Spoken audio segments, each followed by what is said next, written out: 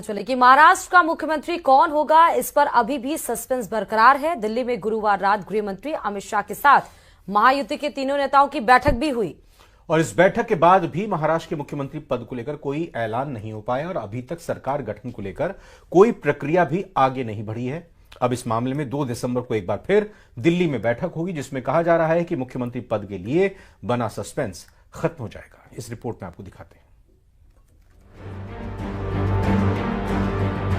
महाराष्ट्र का मुख्यमंत्री कौन होगा, इस पर अभी भी सस्पेंस बरकरार है। दिल्ली में गुरुवार रात गृह मंत्री अमित शाह के साथ महायुति के तीनों नेताओं की बैठक के बाद भी महाराष्ट्र के मुख्यमंत्री पद को लेकर कोई ऐलान नहीं हो पाया है और अभी तक सरकार गठन को लेकर कोई प्रक्रिया भी आगे नहीं बढ़ी है। हालांकि सूत्रों के मुताबिक महाराष्ट्र में बीजेपी का ही मुख्यमंत्री होगा, जबकि शिवसेना और एनसीपी से डिप्टी सीएम होगा। इसके साथ ही सूत्रों ने ये भी दावा किया है कि 2 दिसंबर को दिल्ली में एक बार फिर महायुति के नेताओं की बैठक होगी, जिसमें सरकार गठन पर आगे की चर्चा होगी और शपथ ग्रहण की तारीख फाइनल की जाएगी।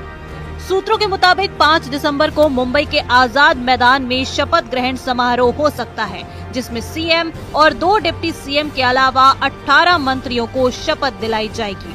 10 मंत्री बीजेपी और 4 मंत्री शिवसेना और एनसीपी कोटे से होंगे। इस बीच मुंबई में आज होने वाली महायुति की बैठक रद्द हो गई है। सूत्रों का दावा है कि पहले बीजेपी विधायक दल की बैठक होगी और उसमें विधायक दल के नेता को चुना जाएगा। उसके बाद महायुति की संयुक्त बैठक होगी।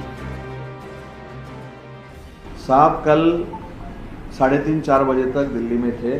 दिल्ली से आने के बाद वो अभी निकल गए, कुछ भी नाराजी नहीं है। सम्मान पूर्वक मीटिंग अमित शाह साहब के साथ हो गई है।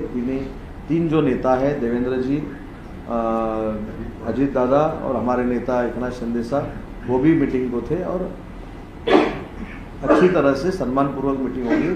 कोई भी नाराजी एकनाथ शिंदे साहब के तरफ से नहीं है। आपने अपनी बात रखी है और इसके ऊपर हमें ऐसा लगता है 1 या 2 दिन में महायुति के जो एनडीए के जो वरिष्ठ नेता है माननीय अमित शाह साहब या जेपी नड्डा साहब, उनकी तरफ से इसके ऊपर सॉल्यूशन जल्दी ही निकलेगा।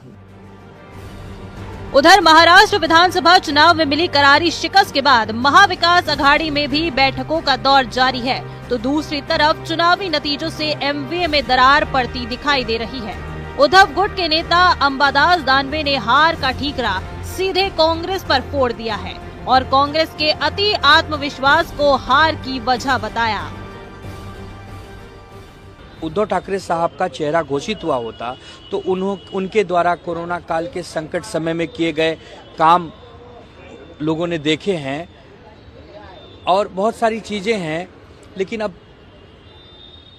कांग्रेस को आत्मचिंतन करना चाहिए कि क्यों वो गलती कर बैठे, क्यों वो नहीं समझ पाए, क्यों वो चेहरा नहीं घोषित कर पाए। महाविनाश अघाड़ी के अंदर सिर्फ और सिर्फ आपसी कलह है। चुनाव के बाद ये गठबंधन टूट चुका है। ये राहुल गांधी की अपरिपक्वता दर्शाता है, जो 80 चुनाव में हार के बाद प्रिसाइसली 88 में वापस से हारे हैं। और महाराष्ट्र विधानसभा चुनाव के बाद भी महाराष्ट्र की राजनीति में थ्रिलर जारी है। महायुति बहुमत हासिल करने के बाद भी अभी तक सरकार का गठन नहीं कर पाई है, तो महाअघाड़ी में चुनाव में करारी हार के बाद दरार पड़ती नजर आ रही है। Bureau report, news 18।